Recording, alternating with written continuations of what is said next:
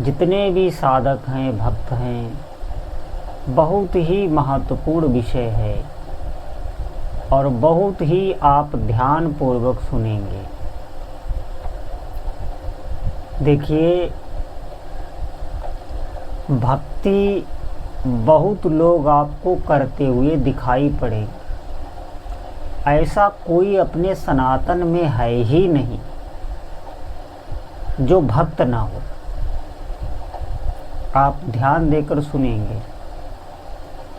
हर जीव भगवान की तरफ ही बढ़ रहा है, वो अपने ज्ञान के अनुरूप उस ईश्वर की भक्ति कर रहा है। अपने ज्ञान के अनुरूप जितना ज्ञान उस जीवात्मा को प्राप्त है, उस हिसाब से वो अपनी भक्ति कर रहा है और बहुत ठीक से कर रहा है। आप ध्यान देकर सुनेंगे। लेकिन भक्ति के साथ साथ पाप कर्म भी करने से वो नहीं डर रहा है। आप कहेंगे ऐसा क्यों होता है? क्या भक्ति में शक्ति नहीं है? नहीं, भक्ति में शक्ति है, लेकिन भगवान की माया में भी शक्ति है। अनंत काल से जो हम भोग रहे हैं, जो हमारा मन विषयी बना हुआ है, ये भगवान का ही अंश है। इसीलिए जितना हम भक्ति करते हैं तो ये कमज़ोर नहीं होता है। ये भक्ति करने पर तभी कमज़ोर होगा जब आप भगवान के नाम का आश्रय ले लेंगे। वैसे आप भक्ति करते बहुत लोगों को देखेंगे, लेकिन साथ में मनोरंजन, शास्त्र विरुद्ध आचरण होते ही रहते हैं। केवल बातों से ज्ञान नहीं होता, ज्ञान जीना पड़ता है। और ज्ञान को आप तभी जी सकते हैं, आपके जीवन में संयम और सदाचार, सात्विक वातावरण तभी बन सकता है जब आप अधिक से अधिक नाम जप करेंगे। इस बात को हमारी बहुत अच्छे से समझ लेना, और जो भी साधक हैं वो समझ पाएंगे। जितना मन आपका नाम जप में लगता जाएगा, उतना ही ये संसार और विषयों से हटता जाएगा। ये क्रम है, ये विज्ञान है। आप सोचें कि हम पहले मन को निर्विषय कर दें, पहले पाप कर्मों से, भोगों से हटा लें, फिर भजन करें, ऐसा होता नहीं है। आप जैसे भी हैं, आप वैसे ही नाम जप करने लगे और अधिक से अधिक अपनी संख्या बढ़ाएं और अपना निरीक्षण करते रहें कि हमें नाम जप में अब अच्छा लगने लगा है कि नहीं, हमें शांति मिलने लगी है कि नहीं। जैसे हम भोगों की तरफ हमारा मन एकदम व्याकुल होने लगता है, ऐसे क्या नाम जप का जब समय आता है, नाम जप करने का जब नियम आता है, तब हमारा मन व्याकुल होने लगता है कि नहीं, हमारे भीतर छटपटाहट होने लगती है कि नहीं। जब हमारा नियम छूटता है तब हमें कैसा अनुभव होता है, ये ध्यान, इससे साधक का बहुत कुछ पता लग जाता है। और अगर ये बात नहीं है तो हमें और मेहनत करने की आवश्यकता है। जैसे जिस दिन भी हमारा नियम छूट जाए या धोखे से नियम करने में विलंब हो जाए, तो उस दिन हमें कैसा अनुभव होता है, उस पे आपको ज़रूर चिंतन करना है।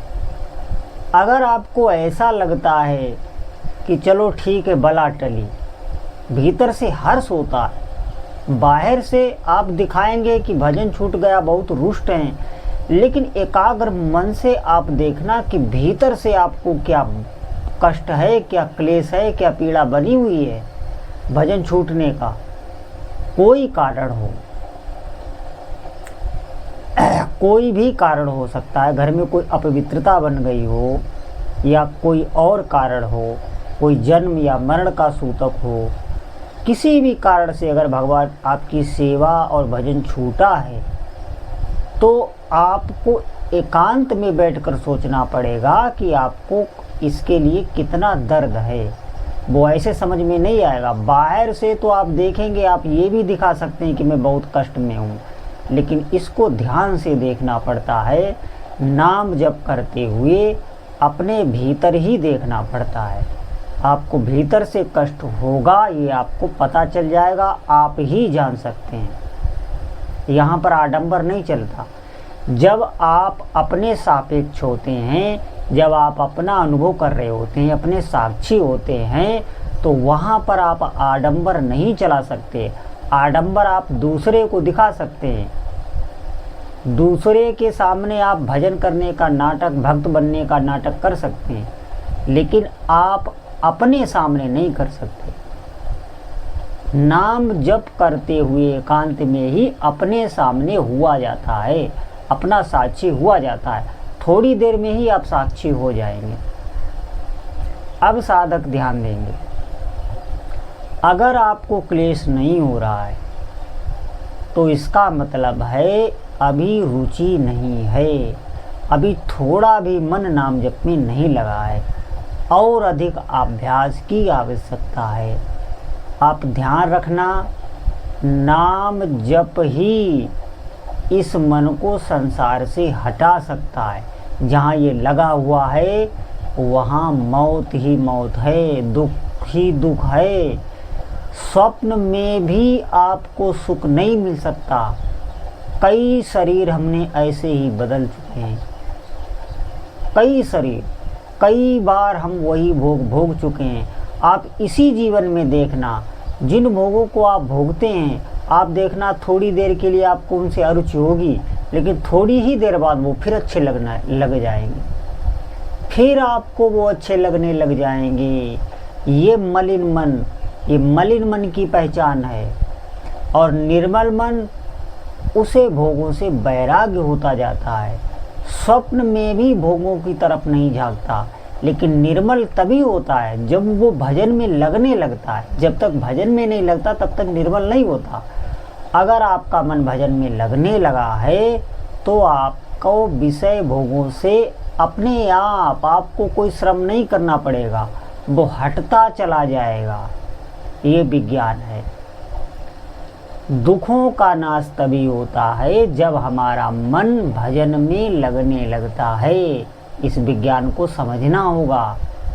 जैसे हमें निद्रा में सुख आता है या जब हम कोई भोग भोगते हैं, आप ध्यान से सुनना, जब आप कोई भोग भोगते हैं तो उसमें एकाग्रता के कारण संसार की विस्मृति हो जाती है और भोग में एकाग्रता बनती है। उस एकाग्रता इतनी वो तन्मय हो जाते हैं कि उस समय आत्मा का प्रभाव हमारे ऊपर पड़ता है, उसी से हमें आनंद की अनुभूति होती है। निद्रा में क्या होता है? निद्रा में अहंकार जो मैं है वो प्रकृति में लीन हो जाता है, तो प्रकृति से हमारा संबंध विच्छेद हो जाता है। इसीलिए गहरी नींद में हमें सुख का अनुभव होता है। उठने के बाद हमें बहुत अच्छा लगता है, हमारी इंद्रियां एकदम तृप्त हो जाती, तरोताजा हो जाती है।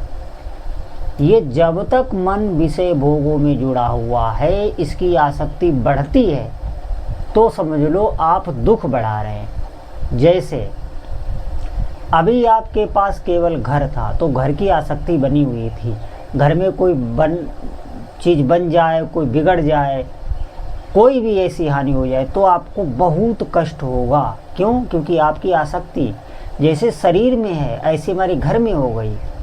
तो घर में अगर कोई ऐसी अमंगल या कोई ऐसा घर में कोई दीवार टूट जाती है, कोई दरवाज़ा टूट जाता है, कुछ भी घर में ऐसी घटना हो जाती है तो आपको अपार दुख होगा। उसके बाद आप गाड़ी ले आए तो गाड़ी में अब अगर कुछ हो जाएगा, गाड़ी का एक्सीडेंट हो जाएगा, कुछ भी गाड़ी में अगर होगा तो उसमें भी आपको उतना ही दुख होगा। जितना हम इस संसार में बढ़ते जाते हैं, अपनी मैं को बढ़ाते जाते हैं, जितनी मैं बढ़ेगी उतना मेरा बढ़ेगा। जितना मेरा बढ़ता चला जाएगा उतना आप समझ लें आप दुखों को इकट्ठा कर रहे हैं। अब यहाँ ये बात सोचकर घबरा मत जाना कि हमारा सब छूट जाएगा, भजन में मन लगने लगेगा तो हमारा सब छूट जाएगा। ऐसा होता नहीं है। ये जो हमारे मन में गंदगी बनी हुई है वही हमें ये सब समझाती है। भजन में अगर आपका मन लगने लगा तो आपका संसार भी अलौकिक हो जाएगा और आपकी भक्ति तो अलौकिक पहले से ही है। सभी सुखों का सार है हमारा मन भजन में लगने लग जाए, और इसके लिए आपको दृढ़ता से नियम करना होगा। इसीलिए जितने भी साधक हैं आज से अधिक नाम जप करें। जैसे भी आपका मन लगे, आपका ध्यान सहित मन लगे, आप मानसिक पटल पर नाम लिखते हुए जप करें या आप वाचिक जप करें या आप संकीर्तन करें, जैसे भी आपका मन लगे आप लगाएं, अभ्यास डालें।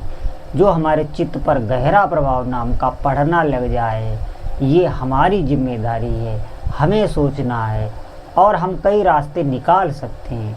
इसलिए हम पर है कि हम कितना नाम से जुड़ते हैं। तो सभी साधकों से प्रार्थना है आज से ही अधिक से अधिक नाम जप करें। बोलो जय जय श्री सीताराम।